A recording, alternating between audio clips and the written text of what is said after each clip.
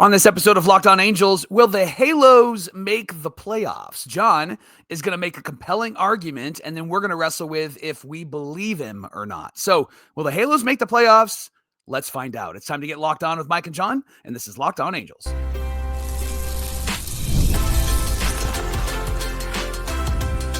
You are Locked On Angels, your daily Los Angeles Angels podcast. Part of the Locked On Podcast Network, your team every day. Thanks for making Locked On Angels your first listen of the day. You can find us anywhere you get your podcasts, including Apple Podcasts, Spotify, and SiriusXM by searching Locked On Angels. And if you'd like to get back to the Super Halo Bros for all the Super Halo content, here's some things that you can do. Leave us a rate and a review on Apple Podcasts. If you're watching on YouTube, hit that thumbs up button.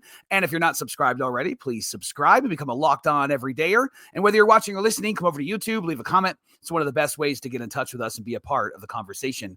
And this episode of Locked On Angels is brought to you by FanDuel. From first whistles to the final drive, FanDuel makes the NFL playoffs even more exciting. Right now, new customers can bet $5 and get $300 in bonus bets if you win your first bet. Visit FanDuel.com to get started. Happy Friday to you, and thanks for being here for this episode of Locked On Angels, where it's your team every day. You've got the Fresh Brothers here with you, a.k.a. the Super Halo Bros. My name is John, and that's my brother Mike. And my name is Mike, and that's my brother John. Hey, a happy belated birthday to you, my friend. Turning 26. Congratulations. Absolutely. Hey, it's our third off season here at Locked On Angels. We're here 3 days a week, Monday, Wednesday, Friday, and then we'll ramp back up to 5 days a week once pitchers and catchers report to Tempe, Arizona for some spring training, Mike. Before we get into today's show, we want to remind everybody that you can donate to Convoy of Hope and help support those in need as a result of the California wildfires. There's a link in the episode description. It's a charity that we trust wholeheartedly. 100% of your proceeds go towards helping those in need, not toward salaries or paychecks or anything. It's all going to where it needs to go. And so if you make that donation, send us your confirmation. We'll put you in a drawing for some Super Halo Bros merch. We would love your support in that. We want to say thank you for your support. On today's show, Mike, the Halos are going to make the playoffs. I'm saying it right now. Okay. I'm declaring it. And I'm making an argument. We were going to do that and then give you a chance to respond to that today. But I have such a compelling argument that I think I need all three segments today, Mike. So on today's show, we'll do that. I'm going to get into stuff about the pitching, stuff about the hitting, and also you will take the opposite argument on Monday. So look forward to that when we come back after the weekend. But Mike, can you tell us how we got here in the first place? Yeah, you tweeted and said from the Super Halo Brothers page that I'm just going to say it. Angels are going to make the playoffs in 2025. They are. And you would have thought that you kicked a puppy because people went after you, man. They went after you. And I was laughing as I was watching the comments. Here were some of the comments. Oh, these are good. Somebody said, this is why no one takes the Halo seriously. Because of your tweet. That's why no one takes the Halo seriously. Right. Not because of Artie Moreno or another comment anybody. was, everyone said we'd make the playoffs and then we lost 99 games. By the way, we never said that the Angels were going to make the playoffs. And outside of maybe Roger Lodge, I don't think any Angel fans said that the Angels were going to make the playoffs. So I don't know who everyone is. We didn't say anything. It might have been the person that commented, or maybe your buddy said that. Somebody else tweeted right back at us and said, did we get a new roster? I thought that was a good one. That was really funny. And then I love this one. I actually texted this back to John. Somebody said, fans like you are the reason Artie Moreno will never sell the team. And so I responded, I actually took that, sent to John this comment. Yes, John, you and you alone are the sole reason why Artie Moreno is the owner of this team and won't sell, which I thought was great. And then for some reason, naturally, Dodger fans decided to enter the chat. And I don't know why the Angels are living rent free. You guys are doing great. You won a World Series. You've got every great player. Why in the world you're even commenting on an Angels podcast and on their Twitter page? And it's not even the Locked On Angel Twitter page. It was the Super Halo Brothers Twitter page, which is our personal one. And Dodger fans, they still sniffed it out and had to come and drop a deuce. So nothing to do with them. And I fully expect them to show up today in the YouTube comments as well. Yeah. So Johnny, can you please tell us why in the world you would drop that knowledge on us on social media? Why do you believe that the Angels are going to make the playoffs? I had an inkling, Mike, and I just felt like I wanted to stir the pot a little bit. And I got to thinking about it, and to me, they are very capable of scraping their way into the playoffs this season. Okay. And I think that there are things about the pitching to address. There are things about the hitting to address. And I'm going to get to all of that and explain what I'm talking about. But I want to coin a phrase today on Locked On Angels. Great. And that is drop the slop. The Angels this season have already, this offseason, dropped the slop, and they still have the ability to drop the slop this season. And here's what I mean in terms of dropping the slop. Let's start with somebody like Griffin Canning, Michael. Okay. In 2024, he was 6-13 with a 5.19 ERA, 171 and 2/3 innings pitched, 130 strikeouts, and a 1.398 whip. Mike, he had 31 starts, and then he also had kind of a pseudo start. He had an opener for one. Yeah. Tried that out. Mike, that's a ton of giving Griffin Canning the ball to start a game for you. Right. And look, the coaching staff, they said, hey, he's a good guy. He's been reliable. He takes the ball when we need him to. He makes every single start. That's really complimentary. But here's the thing. They weren't good starts. No, not at all. 6-13, as bad as that is, that doesn't even tell the whole story, because there were 13 other games, Mike, where he didn't get a decision and still didn't leave the Angels in a good position to win the game. Now, there was one game where he gave up 6 earned runs. That ended up being a 10-7 win over Colorado. The Angels fought back in that one, but Canning gave up 6 runs across the first 2 innings in that one. Wasn't that the story of Canning this season? Classic Griffin Canning. Tons of early runs. Vintage. Griffin Canning. There were 5 games where he left and had given up 4 runs. Wow. Right. One game where he left with 3 earned runs after 5 innings. That ended up being a win, a 4-3 win over the Yankees. There were 3 games where he gave up 2 earned runs. In each game, he went 5 innings or less. And then there was one game where he gave up a single earned run, 2 with 0 earned runs. So there's an additional 6 games where he gave up either 4 or 6 earned runs. That does not put your team in a good position. No, not at all. To win. And here's a couple things I want to say about Canning. His expected ERA was 4.74, so actually lower than the ERA he put up at 5.19. Right. But that's his own doing. His fielding independent pitching, that's the thing that the pitcher can control from the mound. Walks, strikeouts, home runs, the lack thereof in strikeouts, right? If everything were based on what Griffin Canning could control, his ERA or his fielding independent pitching would have been 5.26. So again, the coaching staff, they gave him credit for taking the ball each start, but here's the thing. Were the Angels ever in a position to make a change, to say, you know what, Canning's not really cutting it, we got to go to somebody else? No, they were desperate for pitching this season. Mike, they ran out Johnny Cueto and Zach Plesac, for goodness sake. And so this year, they can drop the slop, which they have in Griffin Canning being gone. Kyle Hendricks has had a back issue at the beginning of last year. He pitched through it, and he wasn't prideful enough to move to the bullpen. And even if he doesn't cut it, he's only worth $2.5 million. So I know everybody's kind of like, well, didn't we just swap Canning for Hendricks?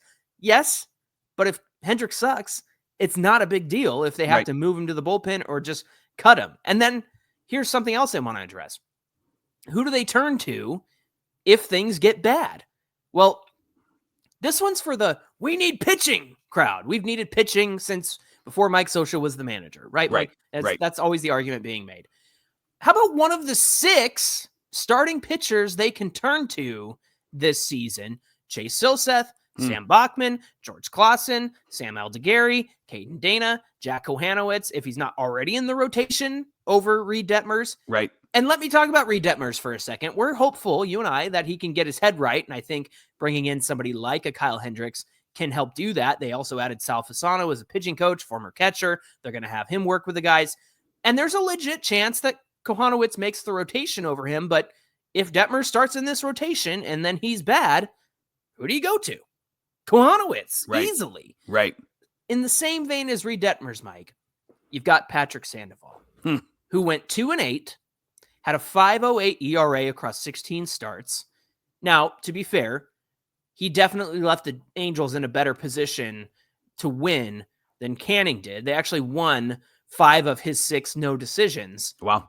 But you never know what you were going to get with Sandoval. I mean, that first game That's the of the truth. season, he blew up against the Orioles, went an inning and 2/3, gave up 6-7 earned runs in that start. So you've dropped the slop of Griffin Canning. You've dropped the slop of Patrick Sandoval. And in his place, you've added Yusei Kikuchi to the rotation. And then if you want to talk about the bullpen, let me remind everyone that from June 15th onward, the Halos bullpen pitched to a 3.15 ERA. They were the 3rd best bullpen in MLB from June onward to finish out the season. Wow. Who was responsible for that? Part of that was Carlos Estevez, of course. He got traded. Luis Garcia, he got traded, right? But let me tell you who else was responsible for that. Ben Joyce, Hans Kraus, Jose Quijada, Ryan Zefferjon, Brock Burke, Hunter Strickland, Jose Marte. Mike, there's 5 guys who are still in this bullpen. And then 2 you might even consider bringing back in Strickland and Marte. Robert Stevenson's going to come back. And the Angels are going to add bullpen help before spring training. Those things always happen this month, next month. Those are not the first things out of the gate that the Angels do. So in terms of dropping the slop that they've had for a pitching staff, man, 32 starts you gave the ball to Griffin Canning, and you didn't know what you were going to get. Yeah. 32 potential wins and losses, 6-13, right? And then I told you he had about 5 more situations where he left the Angels kind of, in flux. Yeah. Essentially, that's 18 games that could have had very different outcomes if you didn't give the ball to Griffin Canning. So I think the pitching changes that they've made so far, not the huge deal like we were talking about. We'd love to have Corbin Burns. We want a true ace on this staff, yada, yada, yada. But what they have done is they've gotten rid of the stink of last year and brought in 2 guys, Hendricks, who I think is actually going to have a good season, and then Yusei Kikuchi, a much better lefty historically over Patrick Sandoval. That's my argument about the pitching. What do you say? I agree with you in that they have dropped the slop, and this seems to be what the Angels have to do every single season. But the good news is as they do it every single season, they're really backfilling this roster with some great players, unproven players, but great players like the ones that you've listed: Caden Dana, George Clausen, Sam Aldeguerri, right? And they those are good players. They couldn't go to those guys at the beginning of the season. Some Right. of them weren't there. Right. Some of them didn't have the experience. It's been a year. You can go to a Caden Dana. You can go to a Chase Silseth who's healing up. You can go to some of these guys like Sam Aldeguerri, who, wasn't with the team. Now he is. You can go to them in these situations where you got to make a change. Yeah. Yeah. And the good news is that if you do need to make some adjustments in some of those starters who maybe not are performing where you want them to perform in the starting rotation, you can adjust them to the bullpen, like a Sam Bachman, who really was great in the bullpen and then got hurt. Like, he wasn't sent down because he was bad. He was sent away because he was on the injured list and then had to come back. And when he was on this roster in the bullpen, he got out of some big jams when the Angels needed him to. So there is a lot of potential with those young guys, and getting rid of some of the guys who just haven't been good. And that's been my argument is, we need a guy who eats innings and go out there every single start. I get that, but you also need him to be pretty good. You need him to be competitive. You need him to keep your team in the game. Yeah. And guys like Sandoval and Griffin Canning, more Griffin Canning than Sandoval, just didn't do that last year. No. And I'm going to hammer home this pitching point in our 3rd segment. So before you comment, before you write anything, before you say mean things about me that hurt my feelings, I just want you to know I'm going to, put a nice bow on this at the end of segment 3. So make sure you stick around for that. Thanks for making Locked On Angels your first listen of the day. Coming up on the show, I'm going to talk about the hitting, how the Halos have dropped the slop and actually added to make them more productive this upcoming season. We'll get into all of that coming right up. Today's show of Locked On Angels is brought to you by SelectQuote. You need SelectQuote on your team, especially when it comes to protecting your legacy and your family's financial future. SelectQuote is one of America's leading insurance brokers with nearly 40 years of experience. They've helped over 2 million customers find over $700 billion in coverage since 1985, the same year that Marty went back to the future. Other life insurance brokers offer impersonal, one-size-fits-all policies that can cost you more and cover you less. But with SelectQuote, their licensed insurance agents work for you to tailor a life insurance policy for your individual needs in as little as 15 minutes. And if you're in good health, Johnny, you're in good health, you're a new dad, they work with carriers to help you get same-day coverage for up to $5 million with no medical examination required. And all of these policies are more affordable than you think. You can get coverage for up to $1 million for as little as $20 per month. Here's how you get started. Go to selectquote.com/lockedon, and a licensed insurance agent is going to call you right away with the right policy for your life and your budget. Again, selectquote.com/lockedon to get started. SelectQuote, they shop and you save. This is the Locked On Podcast Network, where it's your team every single day. Mike, we're having this conversation because I dug myself a 10-foot hole and said the Angels are going to make the playoffs. And look, last year, it was a year of no expectations. Yeah. I just want to see how these guys play out. And to me, there is a very good chance that they sneak their way in. I don't think it's going to be a dominant season. If they make the playoffs, I don't think they go anywhere, but I think that they will make it. And the reason why I say that, as I mentioned in the first segment, is because of the addition by subtraction, but also the addition by addition, Michael. And I'm going to talk about the hitting now. Okay. And I want to talk about, from an offensive standpoint, how the Angels have dropped that slop and what we can look for in terms of production from the offense. So let me start with Travis d'Arnaud.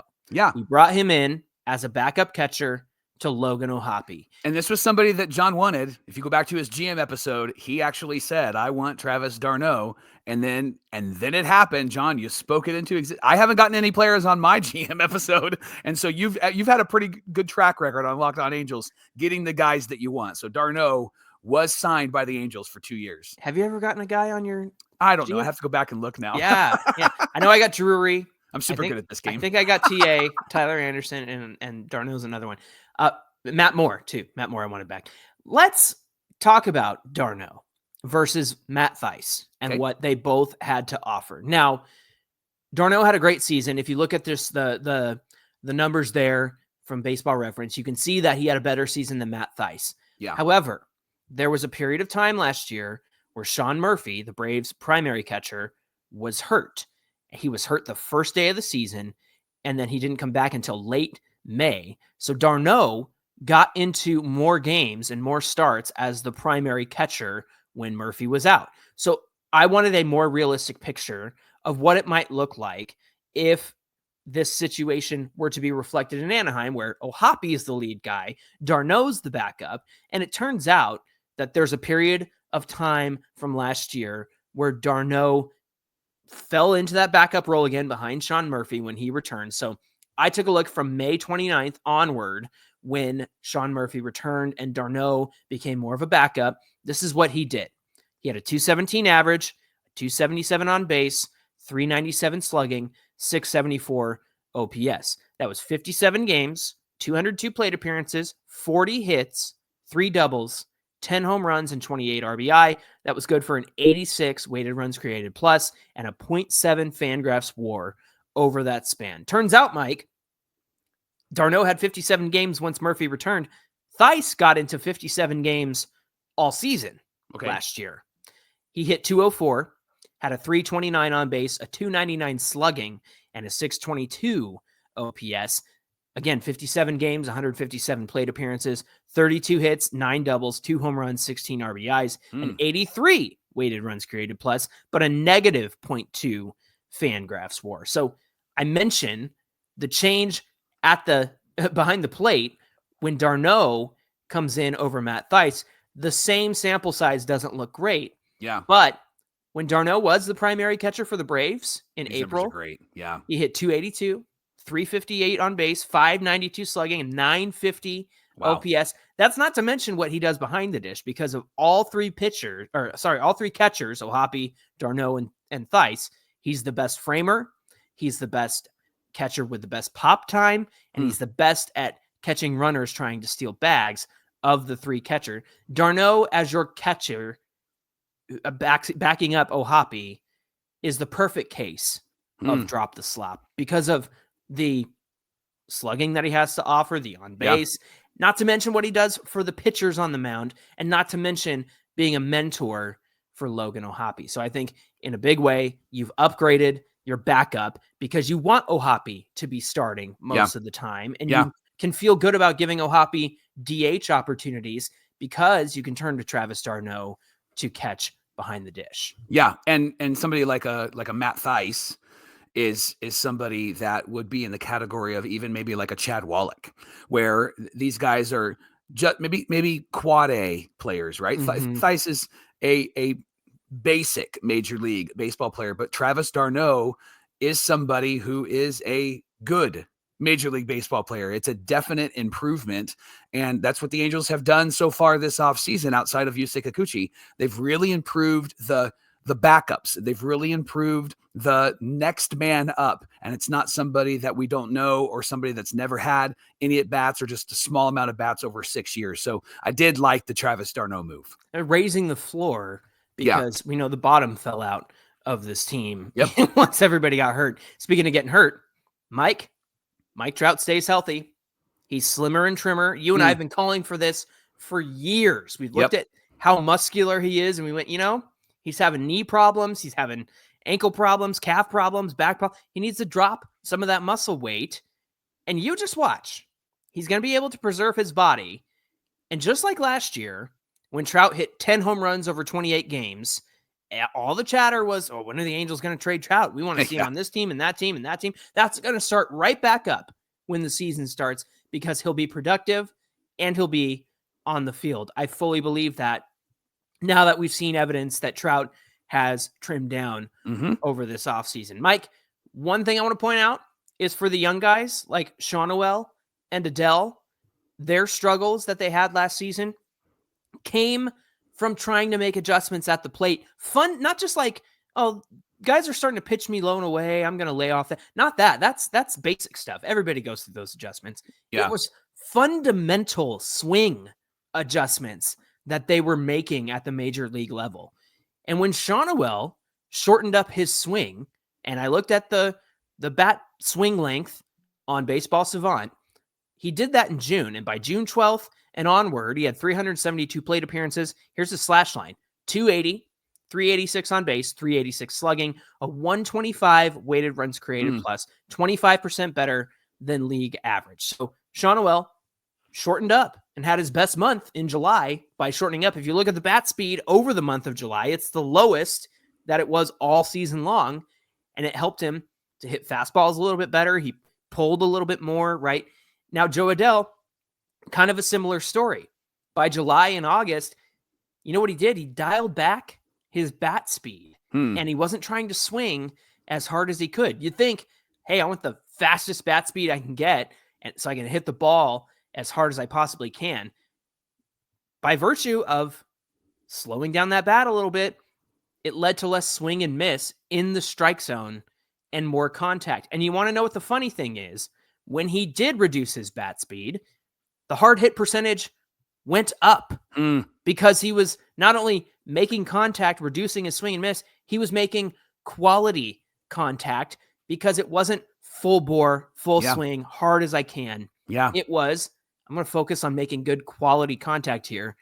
And then by virtue of that, the exit velocity was good. The launch angle was good. His hard hit percentage went through the roof. Now, let me talk about Kevin Newman versus Brandon Drury. Let's talk about drop the slop with Brandon Drury. Now, he was clearly playing through injury all season long, so I give him credit for at least showing up, but his production fell off huge last year. Kevin Newman's most significant injury was a groin injury in 2022, and during that season, he still hit 274 in 78 games that year. In fact, Kevin Newman's best seasons of his career are the ones where he's not starting every day. Really? He's the perfect bench guy. With Drury, there was an incentive to play him over guys like Rengifo. He played at second base, he played at first. Newman is a temporary fix for while Neto recovers. Looks like Neto's making good progress, by the way. If right. you've seen Those his videos Instagram. are great. Yeah.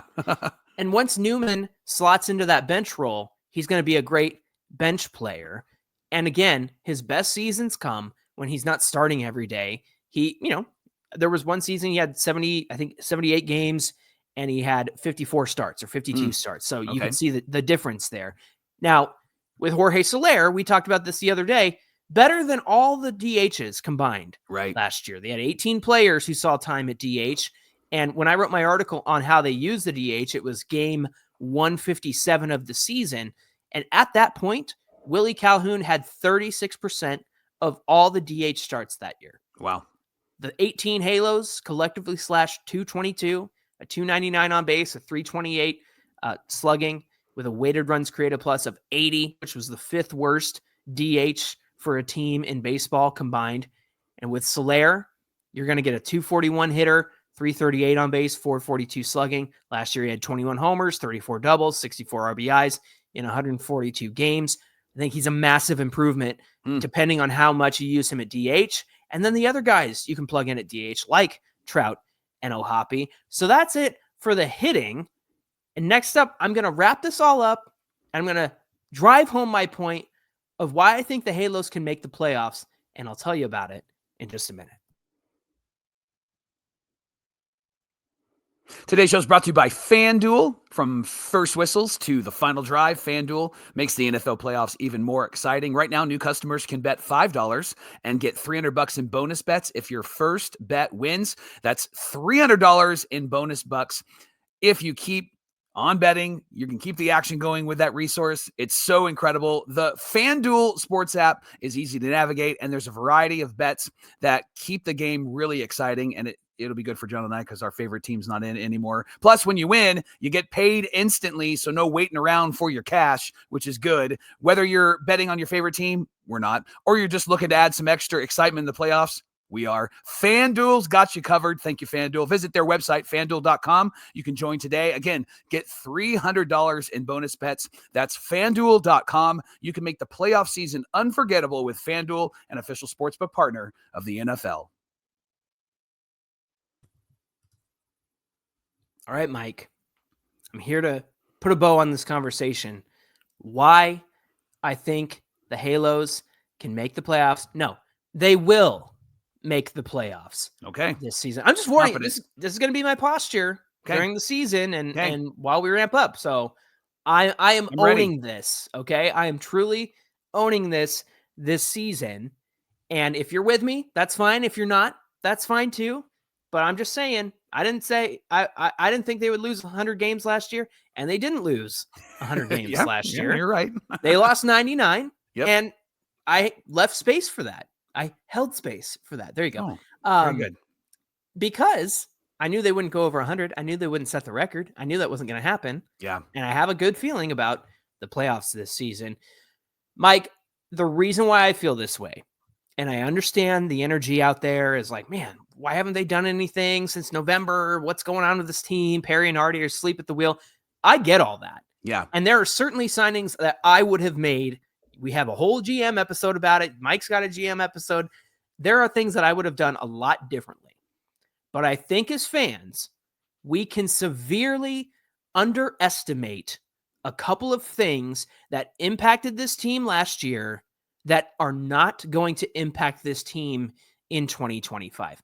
Can I tell you how many guys got the ball and you weren't confident that they could help you get a win? Are you ready for this list? I'm ready for this list. It's a long list, I'm sure. Here we go. I'm clearing my throat here. Here we go. All right. Griffin Canning, Patrick Sandoval, Jose Suarez, Roansy Contreras, Davis Daniel. God bless him. I hope the Braves fix him up real well. Johnny Cueto, Zach Plesac, Reed Detmers, Carson Fulmer, Kenny Rosenberg. Wow. Mike, that's 90 starts between all of those guys. Obviously, Wow. Canning, Sandoval, Detmers carried the bulk of that. Right. But that's 90 starts where you have all these guys that have more than a half a season's worth of starts where you're like, I don't know. Can they do it? Right. Are they going to get us a win? What are they going to? You had no idea what you were going to get from any of those guys. You're right. 90 starts, more than half a season's worth of starts went to guys like that. So how can I put it another way for you? How about this?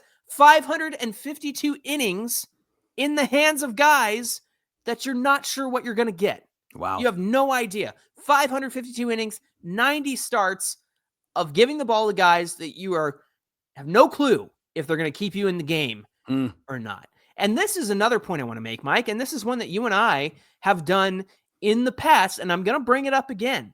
So I'm going to use your own argument against you so that you can't argue against me on Monday. How many plate appearances did we give to under league average guys last season? You want a refresher? Yes, please. Okay, here we go. How about Nico Goodrum, Mike? Bryce Teodosio, he got hurt. I think he has potential, but he's still a guy we gave plate appearances to. Yeah. How about Keston Hiura, Mike? How about Aaron Hicks, who was signed as a free agent, major league free agent, and was terrible as a DH and an outfielder? Kyron Paris, still think there's potential there. Brandon Drury carried a lot of this, but again, he was well below league average. Cole Tucker, Mr. Vanessa Hudgens, likes to go to Monday Night Raw, apparently. Michael Stefanik, Aire Adrianza, Miguel Sano, Gustavo Quintero, Jordan Adams, Jack Lopez. All those guys had a 78 OPS or lower. Sorry, 78 OPS plus or lower. So they were under league average. And between all of them, 997 plate appearances, Mike. 17% of the team's total plate appearances of the season went to guys who were 22% below league average or worse last season. Wow. That list is disgusting. Quite extensive.